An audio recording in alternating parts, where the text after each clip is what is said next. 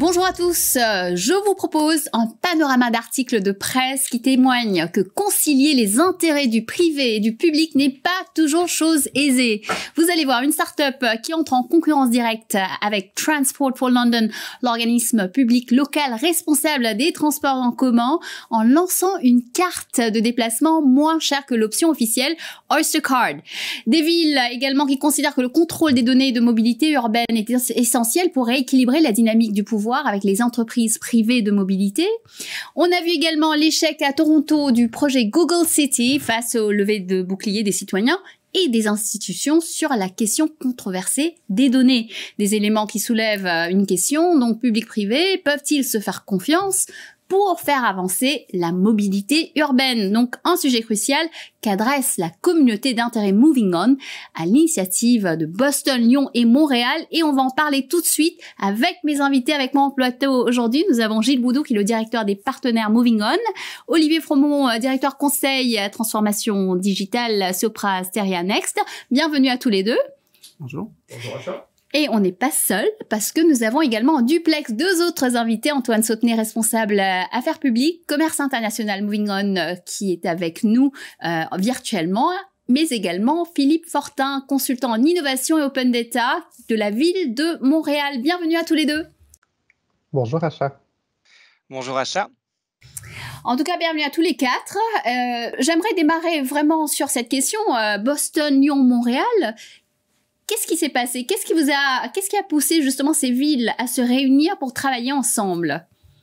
Nous avons pris l'initiative de les solliciter sur cette question des data. Une question éminemment compliquée, qui est assez sensible. Et Olivier pourra développer ce point-là en termes de confidentialité, de propriété des données. Et le point de départ, c'était précisément l'échec du projet de Google à Boston, qui a soulevé un certain nombre de difficultés, et notamment les réticences de la société civile.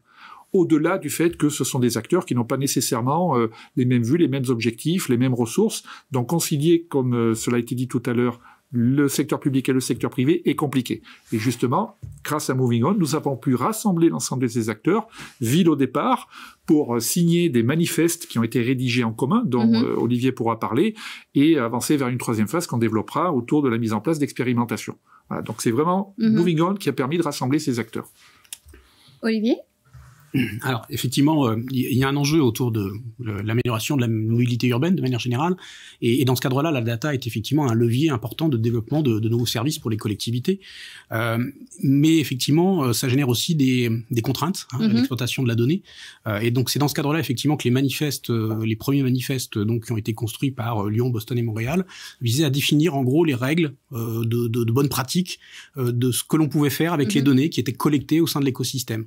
Tout ça en respectant effectivement la propriété, la confidentialité et en gros le respect des individus, puisque évidemment on peut être soucieux de ce qu'on fait de ces données-là. Je pense qu'on va en parler du manifeste un peu plus en détail, Olivier, si vous le voulez bien, mais j'aimerais poser la question, avoir un peu la réaction de Philippe Fortin qui est en duplex avec nous aujourd'hui. Vous en pensez quoi, Philippe ? En fait, les trois villes se sont un peu rencontrées par hasard dans un événement de Moving On ici à Montréal il y a quelques années. On s'est rendu compte, en fait, en discutant avec les différents intervenants qui étaient présents, qu'on avait beaucoup de points en commun, qu'on avait un petit peu les mêmes enjeux et qu'avec les expériences que chacun vivait dans leur contexte propre, on pouvait apprendre un peu et enrichir un peu les différentes façons de travailler dans nos municipalités. Donc, c'est vraiment ça qui nous a... On a juste décidé, en fait, naturellement et de façon très organique de se mettre à travailler ensemble. Et la question des données était aussi présente à Boston que dans la métropole de Lyon. Donc, c'est vraiment, dans notre équipe de données ouvertes, de stratégie de données, c'est vraiment un sujet qui nous tenait à cœur et qu'on voulait faire avancer. Donc, Olivier, vous parliez tout à l'heure d'un manifeste, gouvernance et éthique de la donnée.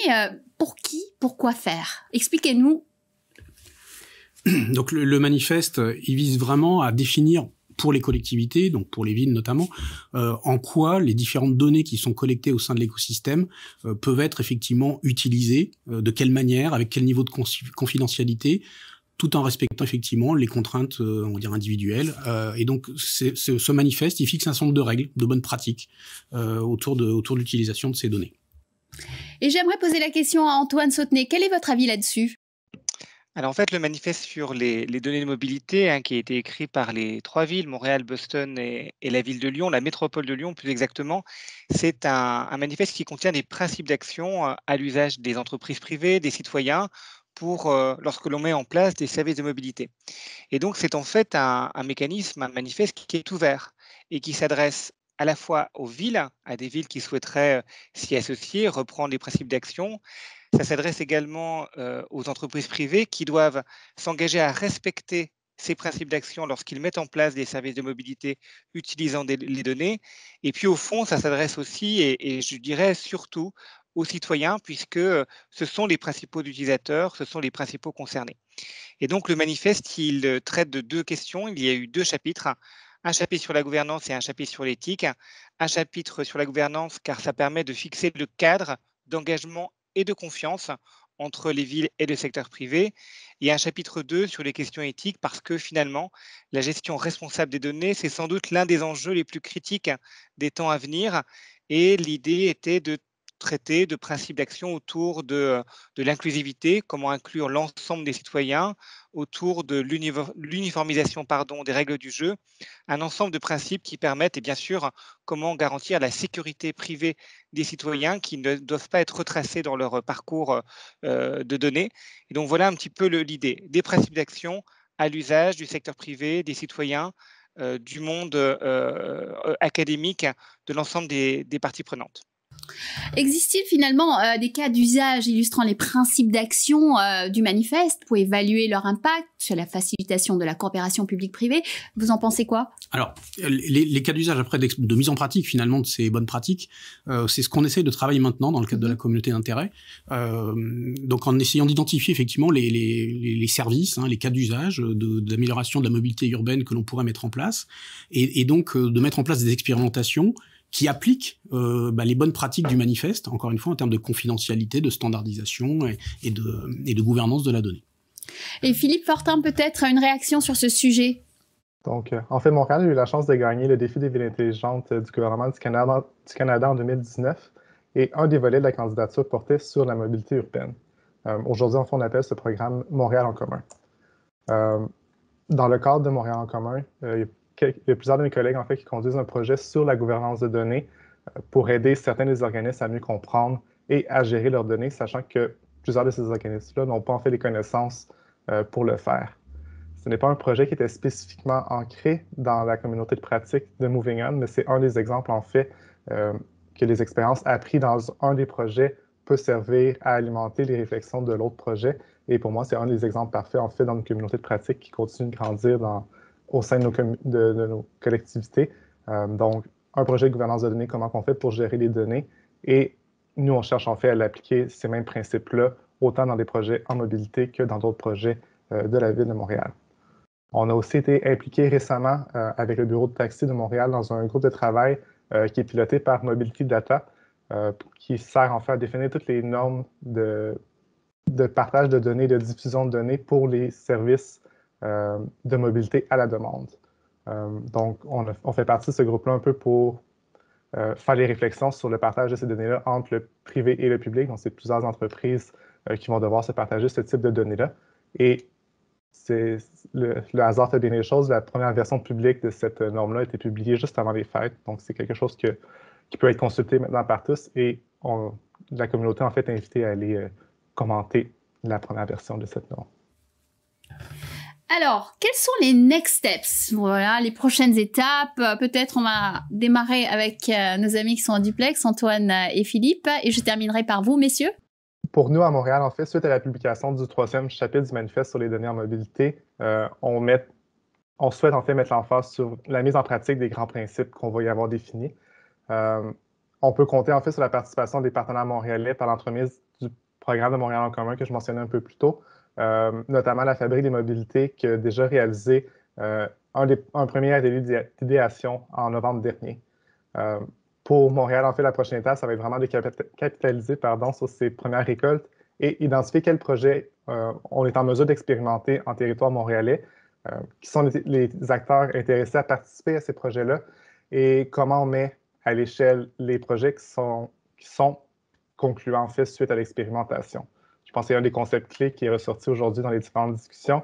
La mise à l'échelle des projets est vraiment quelque chose de très, très important aussi à Montréal. C'est très facile d'expérimenter, mais une fois qu'on souhaite rendre ça le rendre perpétuel dans le temps, c'est vraiment quelque chose qui est un peu plus difficile pour les municipalités. On souhaite également inclure des partenaires internationaux pour s'inspirer de leur expérience puis échanger sur les succès et les apprentissages qui se sont faits dans les contextes qui sont parfois différents de celui de Montréal. Cet aspect de communauté-là est particulièrement important. C'est un peu la force de l'écosystème de Moving On. Donc, Moving On, pour nous, c'est toujours un allié de taille pour nous aider à créer de nouvelles opportunités d'échange. Pour les prochaines étapes, c'est très clair. Nous souhaitons lancer 3 expérimentations dans 3 villes. Philippe l'a évoqué, pour Montréal, c'est déjà en cours avec un atelier d'idéation qui a eu lieu en novembre dernier. Eh bien, nous souhaitons étendre cette approche et d'abord partager les bonnes pratiques de Montréal avec d'autres villes et ensuite lancer 3 expérimentations dans 3 villes. Donc, le message est très clair. Si vous êtes une ville, si vous êtes une entreprise dans le secteur, eh bien, rejoignez cette initiative sur le manifeste des données de mobilité. La question de la data est quand même assez complexe, hein. Partager les données, ça fait toujours un peu peur. Donc, est-ce qu'ils doivent le faire? Comment le faire? Alors, c'est une des raisons pour laquelle Soprasteria s'est impliqué dans cette communauté d'intérêt, pour apporter notre expertise sur un plan très opérationnel et très technique sur l'exploitation de la donnée. Il y a effectivement un autre enjeu qu'on n'a pas évoqué, qui est l'enjeu de la standardisation. Pour être capable de développer des services, il faut être capable de valoriser toutes ces données. Il faut être capable de les standardiser, il faut être capable d'en assurer l'interopérabilité. En gros, l'enjeu, c'est de faire en sorte que tout le monde parle le même langage. Encore une fois, de manière à ce qu'on puisse exploiter de manière efficace ces données-là.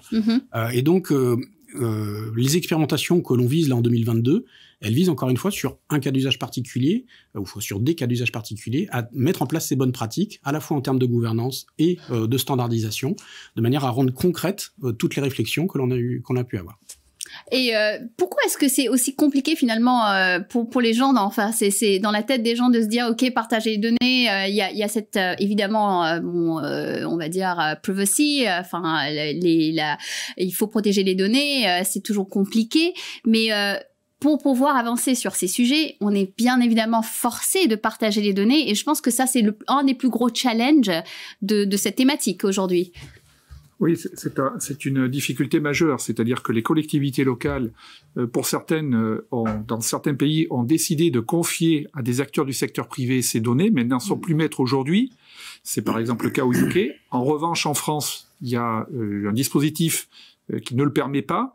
Et aujourd'hui, donc, le partage des données entre les acteurs du transport privé et les opérateurs publics, mais aussi les collectivités, est un sujet qui, aujourd'hui, n'est pas nécessairement très facile à appréhender. Et on l'a vu aux États-Unis, la société civile aussi a son mot à dire. Donc, il faut intégrer les points de vue de l'ensemble de ces acteurs. Et c'est ce qu'on essaie de faire précisément avec Moving On. On essaie de prendre en compte l'ensemble de ces problématiques pour trouver un consensus d'ensemble et mettre les conditions nécessaires pour que les uns et les autres trouvent leur intérêt. J'aimerais également avoir la réaction d'Antoine Sautenay et Philippe Fortin sur justement ce sujet clé de partage des données. Vous en pensez quoi, messieurs? De façon générale, en fait, la mobilité est un sujet qui est complexe puisqu'elle impacte directement les citoyens et les citoyennes et qu'elle dépend de plusieurs facteurs qui sont pas toujours de compétences ou de juridiction municipale. On peut avoir en fait plusieurs visions différentes sur la mobilité, sur l'intégration de ces modes de transport dans le portrait qui est existant, mais dans tous les cas, les données sont un élément clé pour assurer une bonne mise en œuvre de ces visions. Elles sont nécessaires, en fait, ces données, pour bien comprendre comment l'espace public est utilisé et comment les personnes se déplacent sur notre territoire, que ce soit pour pratiquer une activité ou simplement pour des personnes qui sont en transit vers une autre destination que notre ville. On a déjà la complexité qui est liée à la collecte de données. Quelles sont les données qui sont nécessaires pour bien comprendre les tendances en mobilité, pour assurer l'évolution future et répondre aux besoins de l'ensemble de la population, et non pas seulement répondre aux besoins d'un petit groupe de personnes. Et une fois qu'on sait quelles données sont collectées, comment on fait pour les collecter et les rendre disponibles à tous les acteurs publics, privés, qui en ont besoin pour planifier leurs services. Avec la collecte de ces données-là, en fait, vient une autre problématique qui prend de plus en plus d'importance, qui est la protection des renseignements personnels. Les données de mobilité sont souvent très sensibles et on pourrait les utiliser en fait pour identifier des personnes et les suivre si elles ne sont pas utilisées adéquatement ou si elles ne sont pas protégées. Pour la Ville de Montréal, ce manifeste de données en mobilité, en fait, ça s'inscrit dans la continuité de notre charte des données numériques que nous avons publiée à la fin de l'année 2020 et nous permet en fait de le mettre en action dans un contexte très précis qui est la mobilité. Donc, merci beaucoup, Acha, pour cette question sur le partage des données. En réalité, la réalité n'est pas univoque. Les villes, de même que les entreprises privées, doivent partager leurs données. Et c'est à partir d'un accord sur ce partage des données que tout le potentiel d'innovation peut se déployer. Et donc, effectivement, dans le cas qui nous est aujourd'hui, qui est en question sur la gestion durable des voies de rive, nous devons expérimenter à partir d'une compréhension partagée, et c'est véritablement le volet innovation qui compte. La question de la mise à l'échelle ensuite, c'est tout l'enjeu de Moving On. Et ce que nous souhaitons faire, c'est à partir des expérimentations qu'a mentionné Gilles Boudou, c'est effectivement de lancer une mise à l'échelle avec un partage de bonnes pratiques entre la ville de Montréal et d'autres villes, et aussi la mobilisation de l'écosystème Moving On pour arriver à essayer des solutions concrètes, comme par exemple des calendriers de droit d'usage pour les zones en bordure de rue, le stationnement, les terrasses, etc. C'est ce qui nous permettra d'essayer des solutions concrètes. Alors, revenons aux choses sérieuses. Quel agenda pour ces expérimentations ? On l'a dit, l'objectif c'est d'être en 2022 très concret, de lancer des expérimentations. On a commencé à travailler déjà sur l'identification des cas d'usage, sur une problématique particulière qui est la gestion des voies de rive. C'est important de le rappeler. Parmi tous les enjeux autour de la mobilité urbaine, il y a un enjeu autour du partage équitable de l'utilisation de ces espaces entre la voie de circulation et les bords de rue. Et donc, on a commencé avec donc l'écosystème qui a été constitué à identifier des cas d'usage autour du stationnement, autour de l'amélioration de l'utilisation pour des modes doux de déplacement de cet espace. Et donc, l'objectif en 2022, c'est de faire une expérimentation, de mettre en place du coup des dispositifs de collecte et de valorisation des données qu'on peut collecter sur comment ces espaces sont utilisés, comment la planification de l'utilisation de ces espaces est faite, de manière à offrir via les villes des nouveaux services à l'écosystème public, privé, associatif, éducatif, évidemment citoyen. Voilà, donc c'est l'enjeu pour 2022, être concret, lancer des expérimentations. Et pour ça, il faut que onboarder les autres, il faut que... Alors nous avons démarré ce chantier à Montréal, d'ores et déjà. Donc on a eu des sessions de travail avec les acteurs montréalais, tous ceux que j'ai cités précédemment, pour aborder la question de ce qu'on appelle la gestion des voies de rive. Donc très concrètement, comment cet espace demain va être utilisé, en se disant le matin il faut penser aux livraisons pour les commerces qui sont avoisinants, dans la journée ça peut être les commerçants qui font un certain nombre d'animations, en fin d'après-midi ce sont les enfants qui vont pouvoir utiliser cet espace pour jouer, et puis le soir on pourra faire des animations dans la ville. Donc comment on aménage cet espace, donc une approche assez je dirais pragmatique de ces questions-là, et puis derrière on va la coupler avec la question des données. Donc on a déjà engagé ce sujet sur Montréal. On va le faire à Lyon, et puis naturellement, on invite toutes les villes qui le voudront à nous rejoindre pour appréhender cette question auxquelles elles vont être très bientôt soumises, ou elles sont déjà soumises. Et peut-être leur donner une indication de comment ils peuvent faire ça s'ils veulent se joindre. Eh bien, elles nous contactent sur le site Moving On Connect, et je me ferai un plaisir avec l'ensemble de mes collègues de revenir vers elles, et on les accueille à bras ouverts. Bon, formidable. Mais en tout cas, peut-être juste pour terminer, un dernier message à faire passer à tous ceux et celles qui nous regardent ici. Peut-être on va démarrer avec Olivier. Alors, on l'a dit, les expérimentations 2022, elles vont traiter un certain nombre de cas d'usage prioritaires. Pour faire un peu de teasing, le cas d'usage qui a priori semble être, on va dire, important pour l'ensemble des collectivités qu'on a pu interroger pour l'instant, c'est comment faire en sorte que donc une ville puisse offrir un service de planification, de réservation donc d'une voie de rive pour encore une fois différents usages, que ce soit des usages de transport, de livraison urbaine, des usages privés.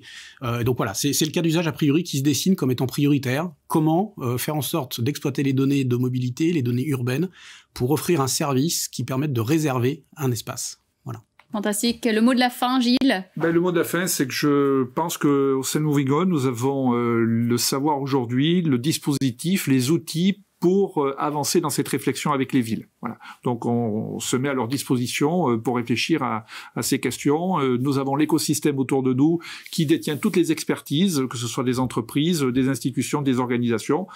Donc, je crois qu'on peut les aider vraiment à avancer sur ces questions qui ne sont pas forcément très, très aisées à appréhender. Et il faut se collaborer pour y arriver. Je pense que le message est passé. Merci, messieurs, d'avoir partagé toutes ces précisions avec nous. En tout cas, moi, je vais suivre avec beaucoup d'attention ce qui va se passer dans le futur. Merci à vous. Merci. Merci, Acha.